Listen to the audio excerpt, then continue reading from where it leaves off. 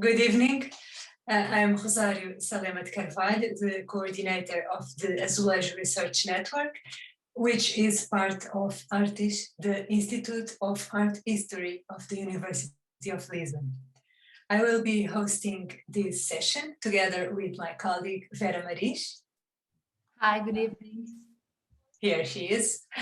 On behalf of my research group and our partner, the National Azulejos Museum, I would like to welcome you all. Today, our speaker is Mario Baeck, a postdoctoral researcher in art history. Thank you so much for having accepted our invitation. In fact, when I invited Mario for this presentation, we discussed the topic and he suggested at least 3 very interesting subjects. And I have to say it was hard to choose only one. But nevertheless, here we are to hear Mario Baeck speaking about the factory catalogues as unique sources of information for a better understanding of tile interiors from the 19th and 20th centuries. I'm very glad to introduce Mario Baeck. He completed his doctoral degree in art sciences at Ghent University, Belgium in 2015, with a thesis on the development of Belgian industrial wall and floor tiles from 1840 to 1940 in a European context. He has been publishing and lecturing widely on different aspects of tile history and has created exhibitions related to Belgian industrial floor and wall tiles. He is also a member of several scientific societies and regularly advises public heritage institutions on tile decorations, restorations projects. Just before starting, I would like to remind you that AzLab is sponsored by the publisher Centro Atlântico, whose generosity we would like to acknowledge. And now I will turn you over to Mario Baeck. Here it is. Share. And I want to share you my experiences with the research of trade catalogues, which I used during my research, and I focused for the study on tile catalogues on the Art Nouveau period. But before we start talking about trade catalogues, it's good to know or to ask ourselves what is a trade catalogue. And if you look at Wikipedia, you have a description of trade literature, a general term including catalogues used by firms, retailing and wholesaling and production firms. It is already a very ancient tradition to publish your products to a bigger audience, and it starts from 1542, which is already a few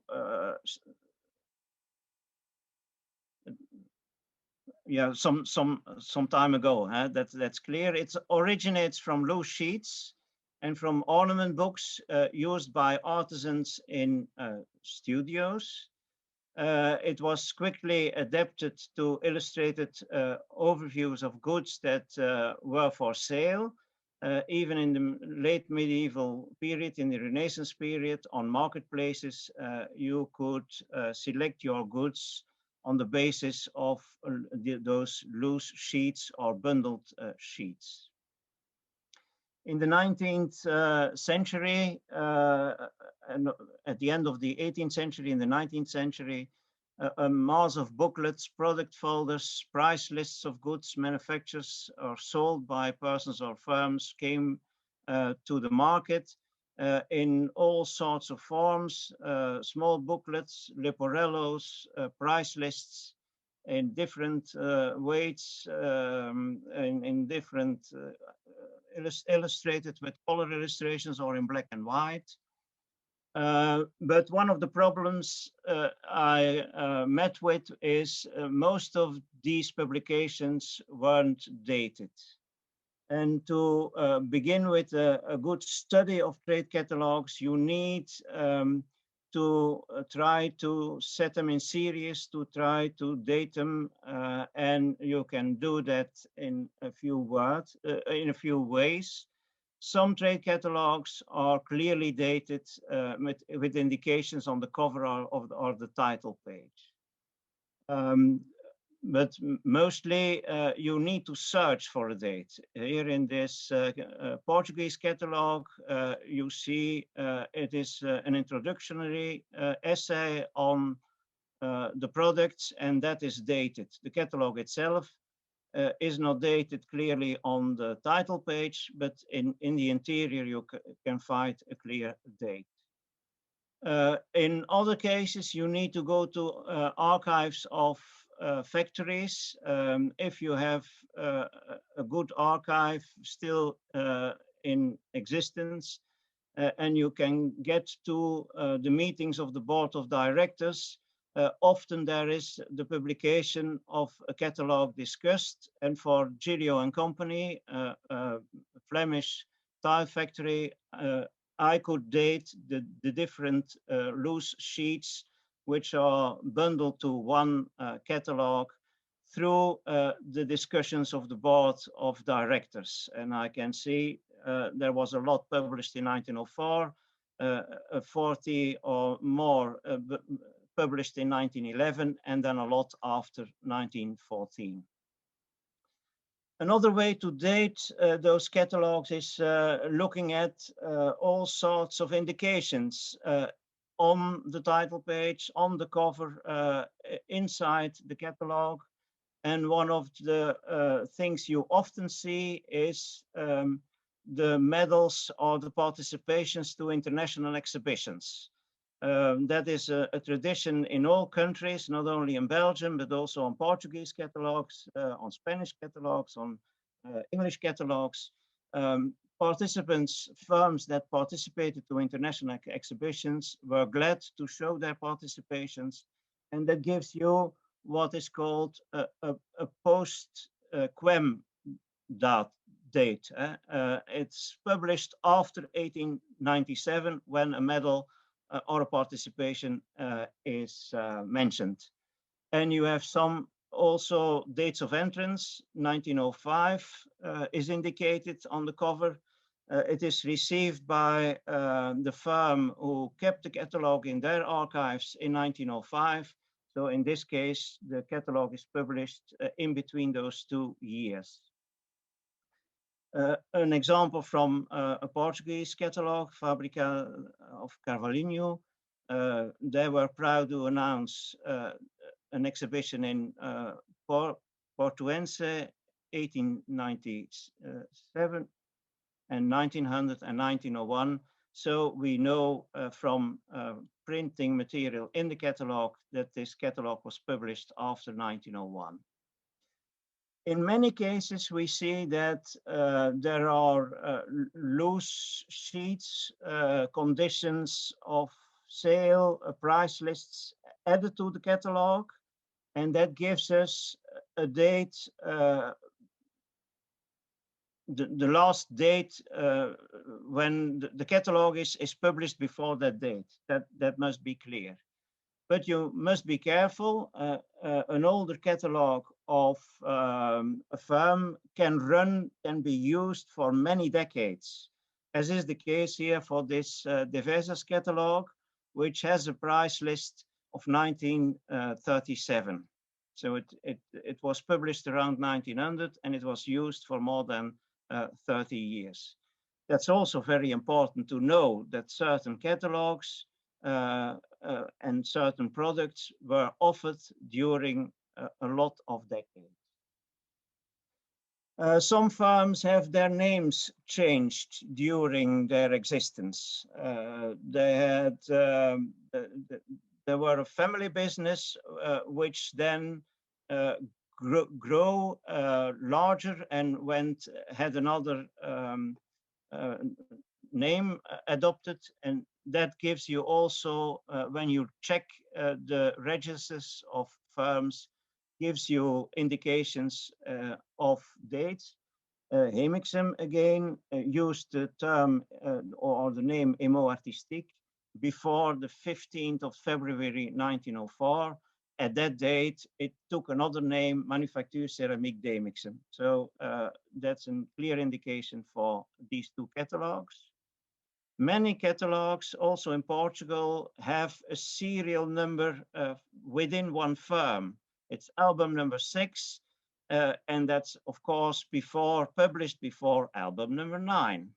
And if you have one of those albums dated by circumstantial evidence, then you have the series more or less dated.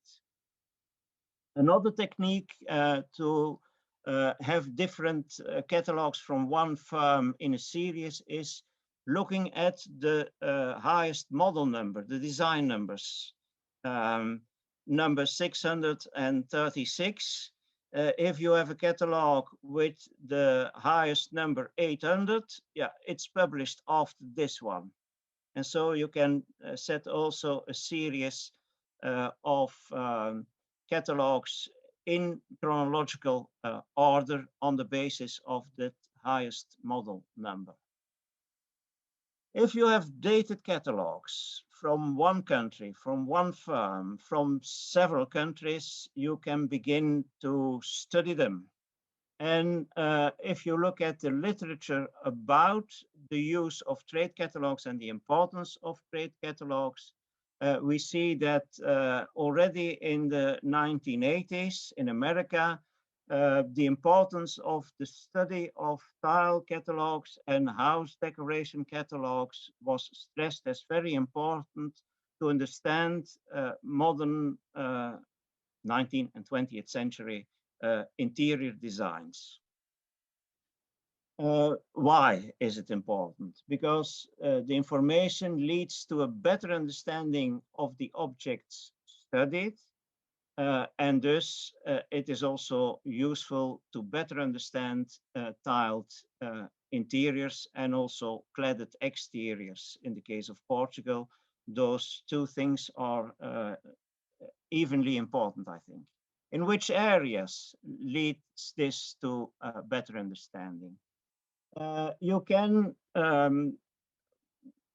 try to identify the origin of manufacturing materials. Tiles are, if they are in situ, you can't access the bags. It is difficult to know from what factory they come, but you can often identify them if they are unique designs from certain firms. And that could be done on the basis of Portuguese catalogs, because there are many catalogs which have unique designs for certain factories. Many catalogs also have a list of executed works. And if you have a list of executed works and you study a building which is in that list, you know that this firm has furnished some material. And if you have postcards or if you have photographs from a building and you find that building in your list, as in this case, we were studying the use of ceramics in public baths and in bath facilities for factories. We had a picture, but we didn't know from which firm the material came. We found the reference in the list of the Manufacture de Céramique Décorative de Hasselt, and we were now certain that this material came from that firm. In some catalogs, you have illustrated interiors. If that interior still exists, so much the better. It has disappeared or there are only traces in the building of the interior, you can understand the original interior much better. Trade catalogues give you also a good view and a datable view, and sometimes an exact datable view on the evolution of design. If you have from one firm, and in this case from Boch Frère, I have about 30 dated catalogues or catalogues put in a series. I was capable to study the evolution of the design from historicists' designs to purely Art Deco and modernist designs.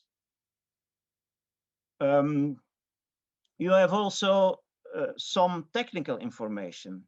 It is described which is the measure, how, what is the weight of the individual design. What is the composition of the clay? How is it the tiling let and set, and how can you clean it? It's full of useful information to understand the quality of the material. And if you look at, again, a Portuguese example, you see on the Carvalhinho catalog that it is dust pressed, that it are dust pressed tiles, and that they use machines from Germany and England.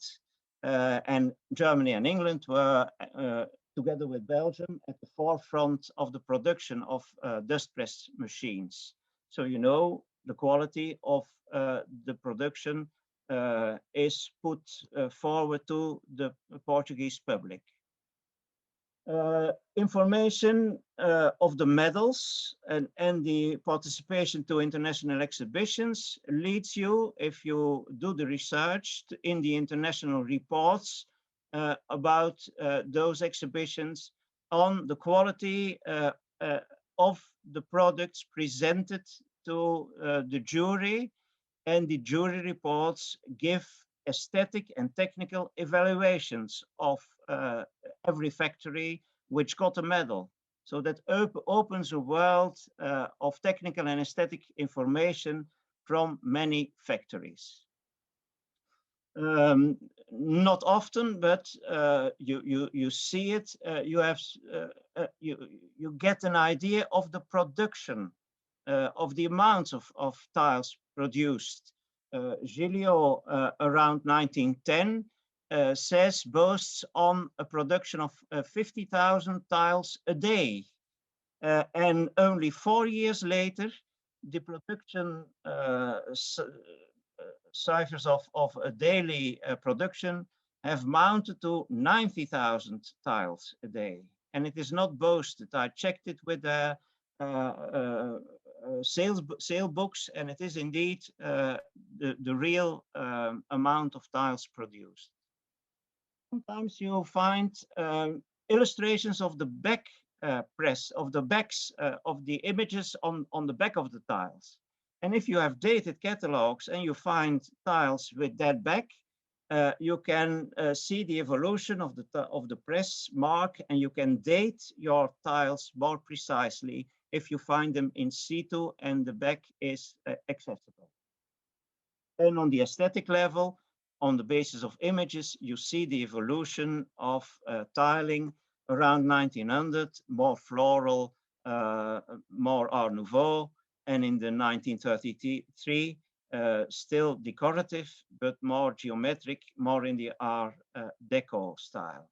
And if you look at the catalogs in between, you can date the shift of the style. You can say, in the catalog of 1918, it's still Art Nouveau. In the catalog of 1921, the shift is made to the new style. Many catalogs have anonymous designers, but you can find catalogs where designers are mentioned. As this one of the Ransbacher Mosaikplattenfabrik in Germany, which has 10 until now unknown designs of Henri van der Velde. Only one is known in the literature, but through the catalog I could find in an archive in Germany. Now we have 9 more designs of Henri van der Velde, which we can identify. In French catalogs, in Belgian catalogs, in German catalogs, in price lists, sometimes not only Van der Velde, but many other designers, Pierre Roche, are mentioned for the designs of individual tiles. And that's very important from the aesthetic view. If you have designs which you can't attribute, you can go and search for international influences. This image was known to me because it's a very well-known design from a Parisian designer, Maurice Verneuil, published in portfolios, and it was taken by Boch Frère and put into production as an anonymous design. Sometimes you'll find a catalog with an illustration. In the catalog, the illustration is indicated, you see it's faintly Madiol. We knew the executed panel, which was unsigned, but due to the catalog, we were now aware of the designer. Maison Hellman has also several designs signed by artists in their catalog, but not if you see the panels in the panels itself. Here, 2 examples, so clearly signed by a Belgian painter. For Gilliot, we see that many designs were marked Henri Bonnereau, a French designer, but if you see the designs, you can't attribute them. Thanks to the catalogs, we have about 40 designs which we can attribute to the same designer.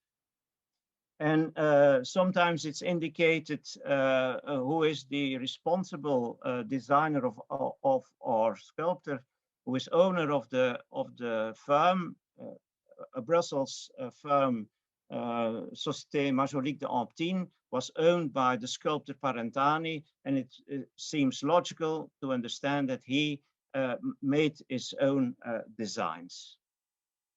Another example from another sculptor.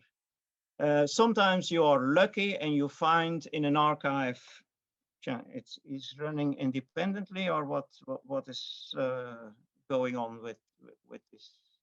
Sorry. Sometimes you find annotated archive copies with a list of design number 7 is made by this artist, and then it opens also a way to study the artistic world behind that firm. I've already given a small talk in Lisbon itself on the influence of Belgian tiles and Spanish tiles on Portuguese elements. A lot of that talk was based on the study of my factory catalogs.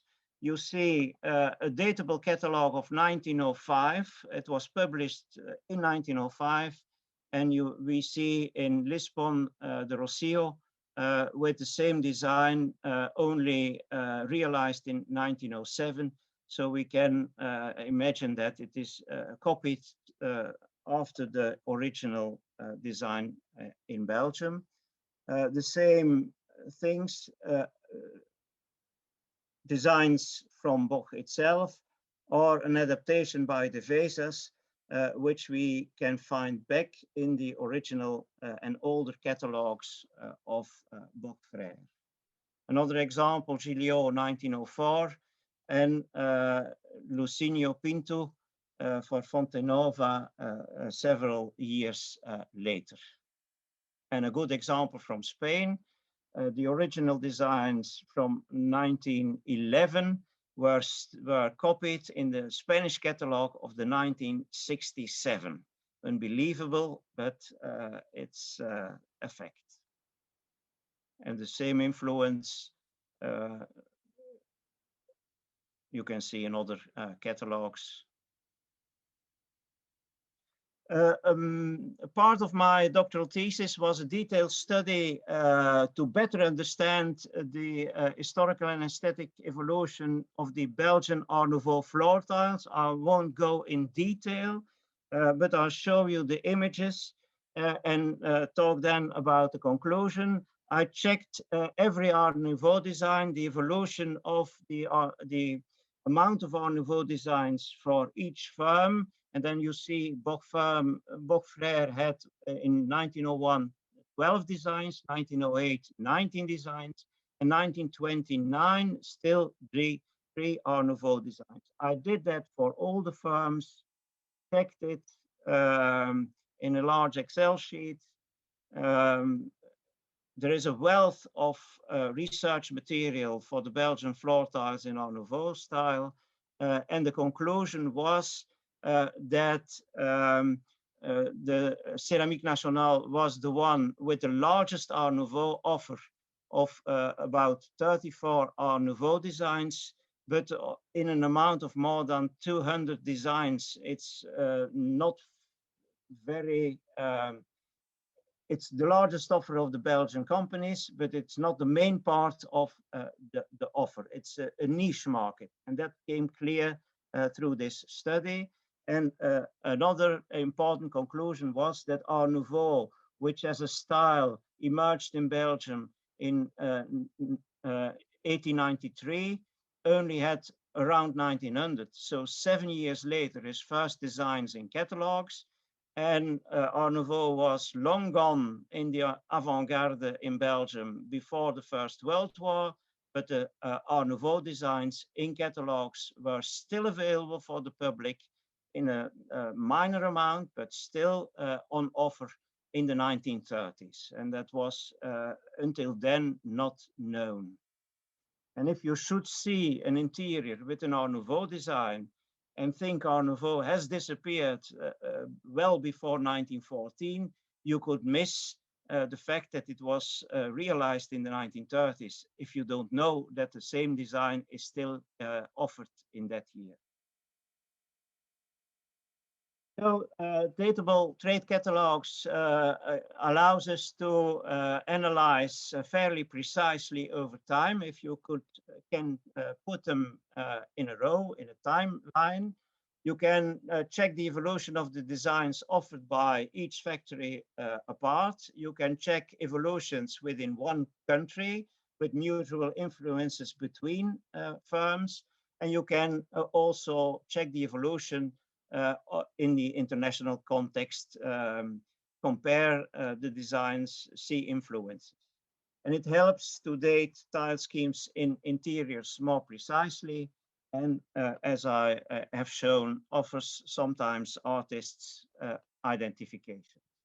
The importance of studying tile catalogues was in Portugal already recognized in 2016 by Francisco Queiroz. It is a well-introduced and commented re-editions of the first 1910 catalogue of the Vesas. He looks already to many patterns which are compared with similar Spanish ones, but you could add the same research, you could develop his research to influences which are also visible in the De Vesas catalogue if you check the catalogue with German catalogues and with the English catalogues.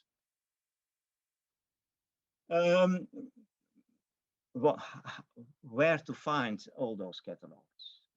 A major problem because trade catalogues were and are still not systematically collected by libraries.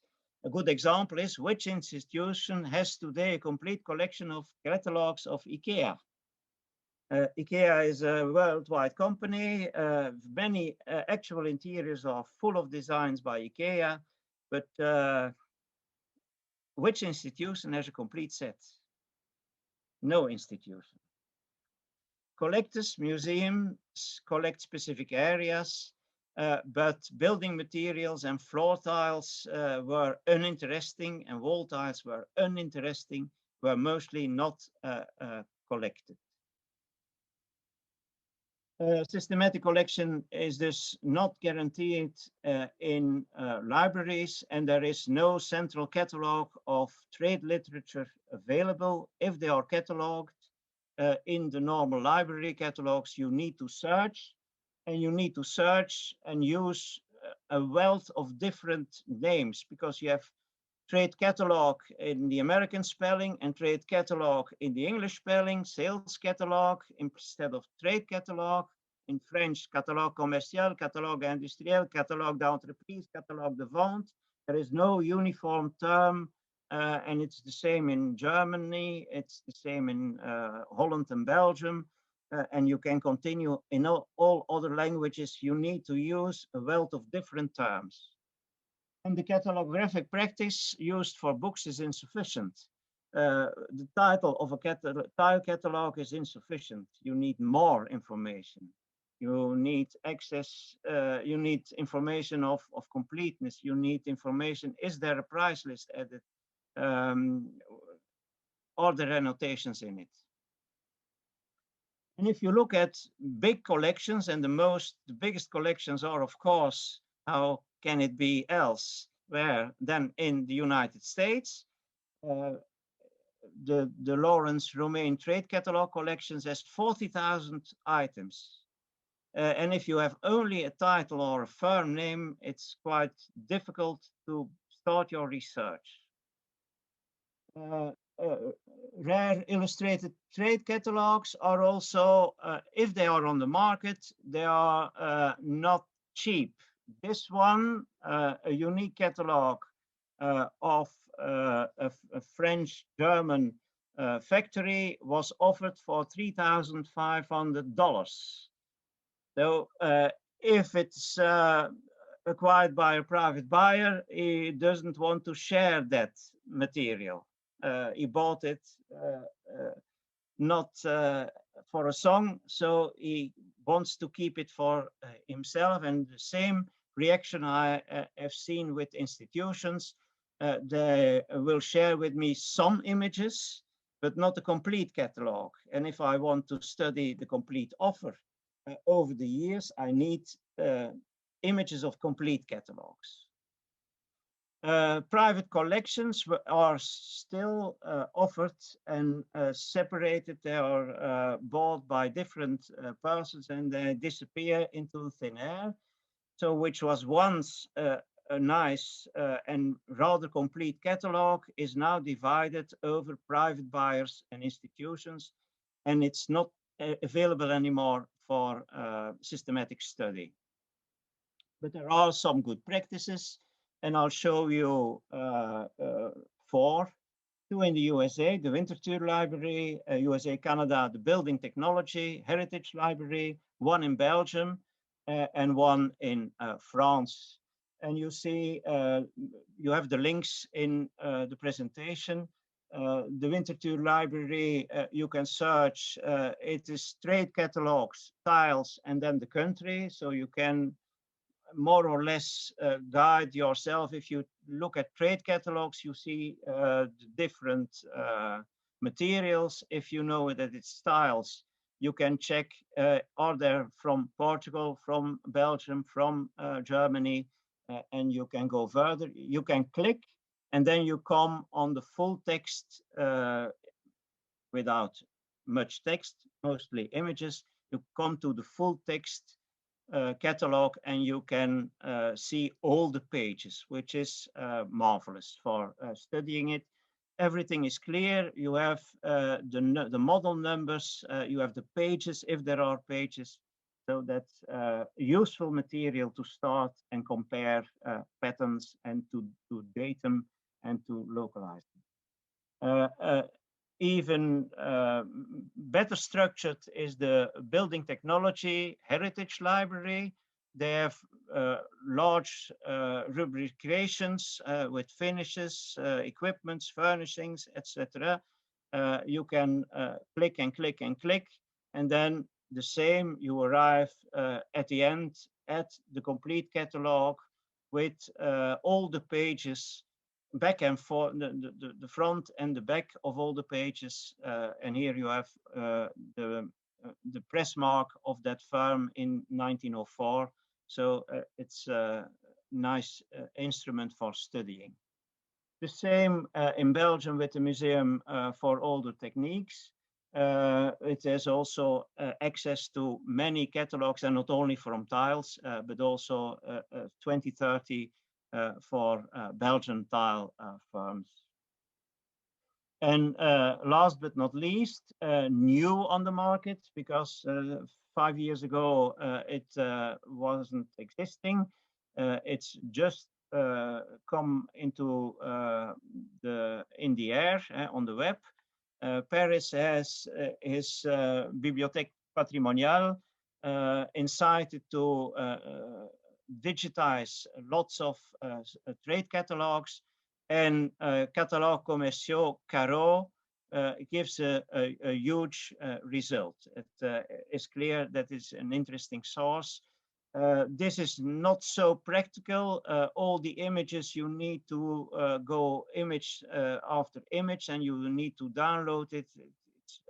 It's less practical, but you have good quality images of all the pages. What do you want more as a research? And now, go to Portugal.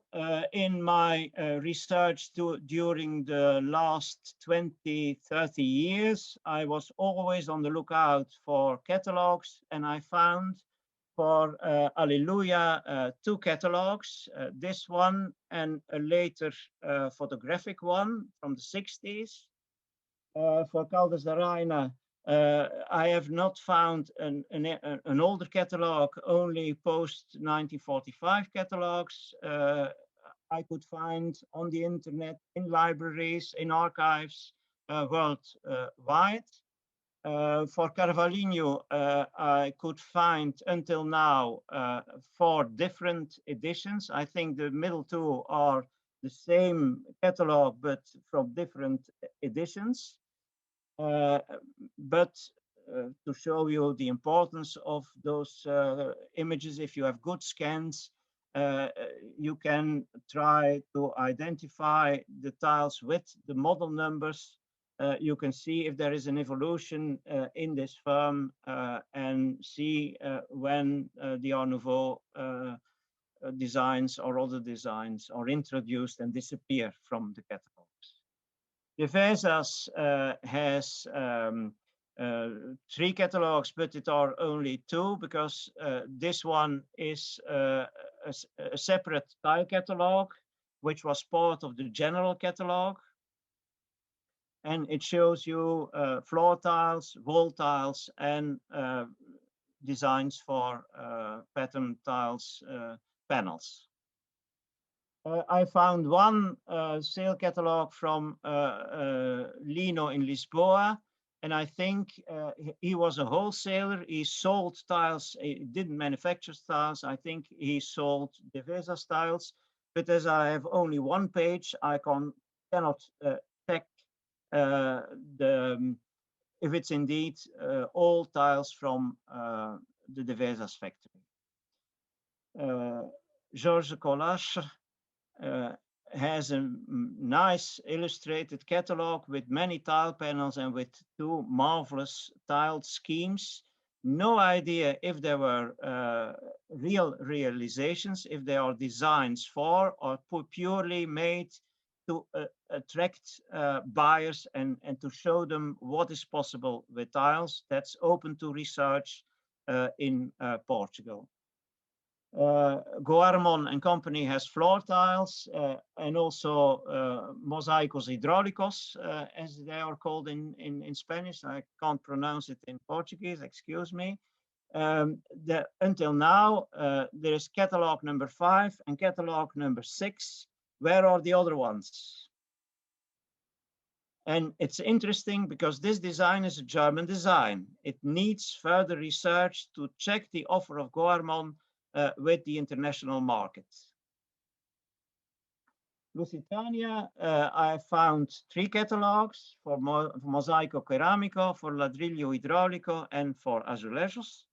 and it offers a wealth of study material which is open for research.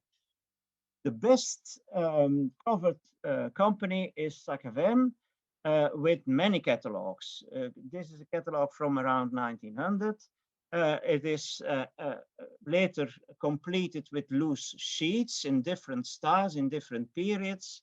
And then in the 1920s, we have loose sheets which were bundled or were separate,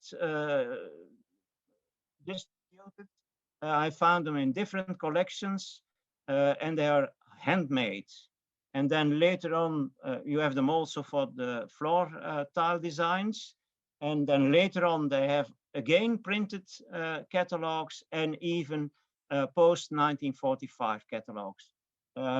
It's asking, SACFM is asking for a chronological study of the evolution of the designs. That's quite clear. Santana still existing.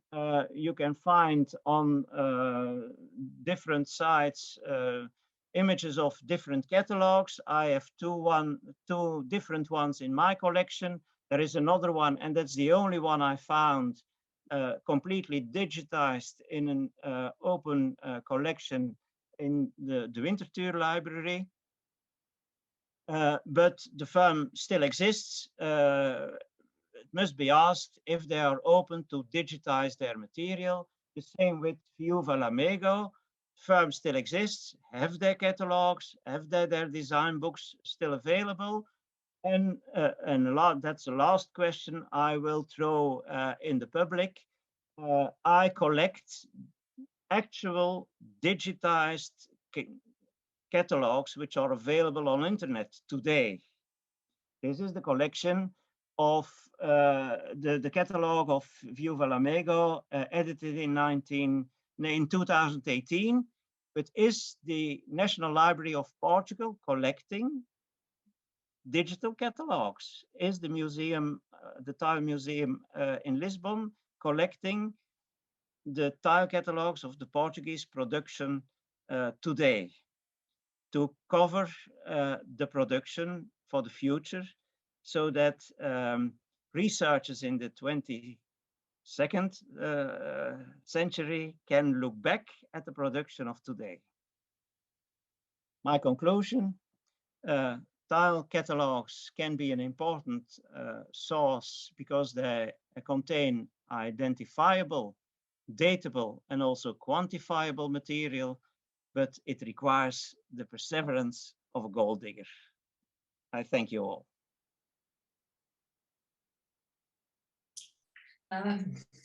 It was impressive. We cannot see you, Mario. Do you have the camera, the video? Yeah, the camera is gone away. No idea why it's so, but it's gone away. Okay, but we can hear you. We have some time if anybody would like to ask questions. So please write down your questions on the chat or use the raise hand function and wait until I or my colleague Vera give you the floor. We have some comments on the chat. Lucia, can you read your question, Lucia? First of all, thank you, Mario. It was super interesting, your presentation. I was just curious to know if you talked about illustrations on catalogs from Brussels, for instance, as a source for some of the Portuguese catalogs. Did you find Portuguese influence in the catalogs of other factories? I see a lot of similarities between Portuguese and Spanish production. The question is, who influenced who? That can only be researched if you check the dates of the catalogs and go deeper into research. I see similarities. Thank you. So that's quite obvious. There are similarities between Portuguese designs and early Dutch production of thin glaze. So there is a difference from many ages, but it needs a closer look. I think the patterns of Portuguese styles need to be clearly identified and need to be checked in catalogues. And then from then on, you can look to parallels in other countries. But clearly, Spain, Germany, and Belgium and France, which I already covered for a large part, and the UK are the main countries to look at. Thank you. Mario, you mentioned many catalogs from other countries, but we know that in Portugal there are few catalogs available for the moment. The National Azulejos Museum has some examples, but probably the Portuguese factories are not likely to have published any more catalogs. So what can we do in terms of research with so few catalogs? The first thing you should do is look for more, because there must be more. Yeah. There must be more. There must be catalogs. There is someone interfering with my. Sorry, Yeah, already in mute. Yeah. Okay. So, There must be more. I said already some firms are still in existence. There are some companies which were closed down not so long ago. My experience in Belgium is that many catalogs are still with families and still with older workers who took it as a memory, and they are still kept in families. There must be more. So do a national inventory and do a national call. Who can help us to find more? That's one thing.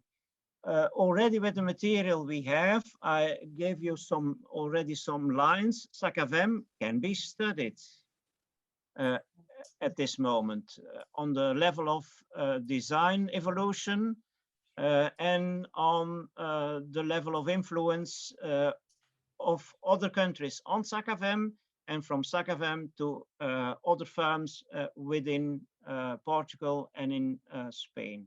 I'm always concerned about the documentation of contemporary tile work, and we must definitely start collecting the current catalogs from Viúva Lamego, Santa Ana, and other factories still working. We will try to do that. Yeah. Which is also not studied and interesting, I think. If we look at Spain and also at Belgium, I showed lots of floor tile catalogs. I was a few times in Portugal. Mosaicos hidráulicos are made and were available in Portugal. In the study of tiles, most attention goes to the wall tiles and not to the floor tiles. I would ask, look also at the floor tiles. Certainly in the 19th and 20th century, a few of the companies offered both. Goarmon offered floor and wall tiles to have a unity of design in an interior. The same for SACAVEM. They offered mosaic floor designs, mosaic tiles, and floor and wall tiles. So that's an aspect. I have many books on Portuguese tiles. I hardly see any floor tile in it. Antonio, do you want to talk? Yes, Rosario. Hello, Mario. Because I have the same problem concerning lamp catalogs, and mostly I have dozens and dozens of catalogs. Mostly are from German collectors and French. And so they gather and they take pictures and they send me.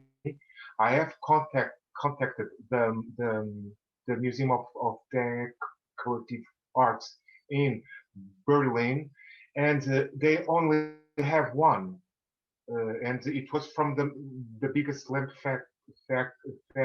factory then, and there is also a problem worldwide, because we need a special library to have these catalogs online and to be available to everyone. And there is also another problem that in Berlin, the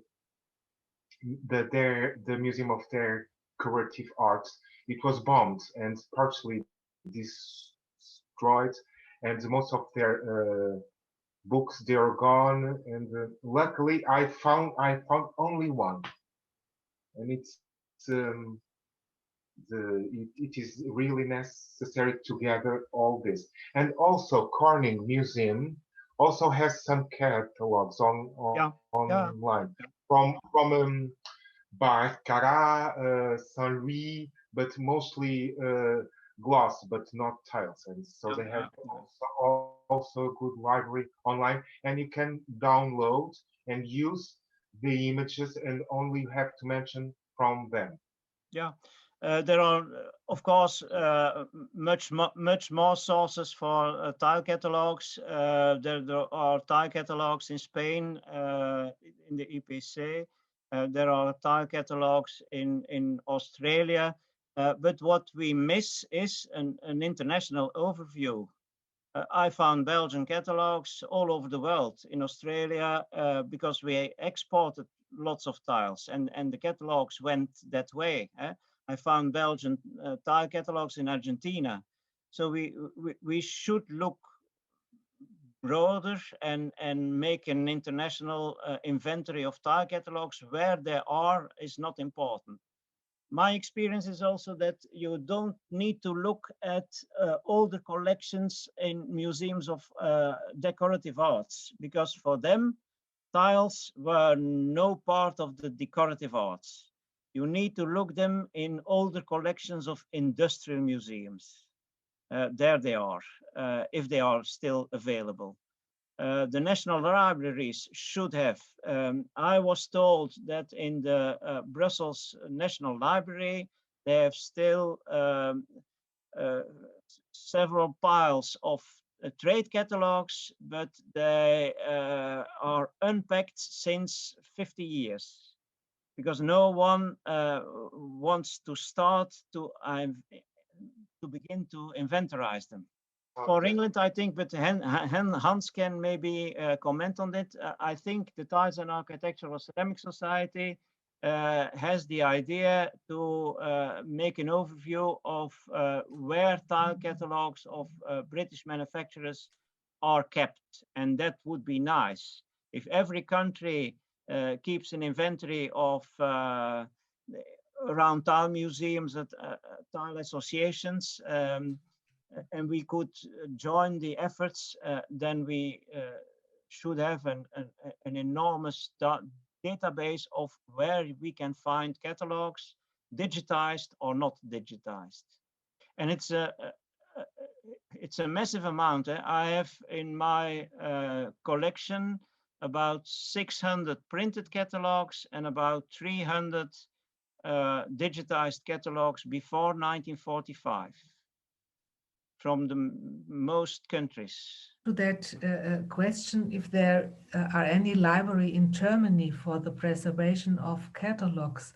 I don't know, Mario, if you ever worked with the German library in Frankfurt, with the Deutsche Bibliothek in Frankfurt. They are supposed to collect everything that is printed in German language. Yeah, they are not having everything now, because it has to be sent to them and so on. But it's their mission to collect everything that is printed in German language. Yeah, I had contact with the Deutsches Museum in Berlin, No, not Deutsches Museum, I German contacted, library. You see, Deutsche I know. Bibliothek. See? So I contacted the Deutsches Museum. They have a few. There are museums in libraries in Stuttgart. There are libraries. There is a national catalog of where the Frankfurter Deutsche Bibliothek is also covered in their collection. There is some material, but not a wealth. But no problem. I have with my international contacts and on the market, I have a good collection of about 100 German catalogues. And for the biggest collection, for the biggest firm, Villeroy and Boch, there is the firm's archive is still running. But there is a problem with Eastern European countries. Many factories were funded, for instance, with Belgian capital. And I would like to research if you have in the Ukraine a company which is making floor tiles with Belgian engineers, with Belgian machines, were their designs also imported from Belgium together with the, but I cannot find any catalog available. There is no museum, there is no public collection which owns those catalogs. So are there any other questions? If not, I would like to remind you that the next AzLab will be on May 19 with Iliana Melo from the University of Bahia in Brazil to talk about tiles in modern Brazilian architecture beyond Portinari. And thank you again, Mario, for this amazing evening. Thank you. And thank you all for joining us.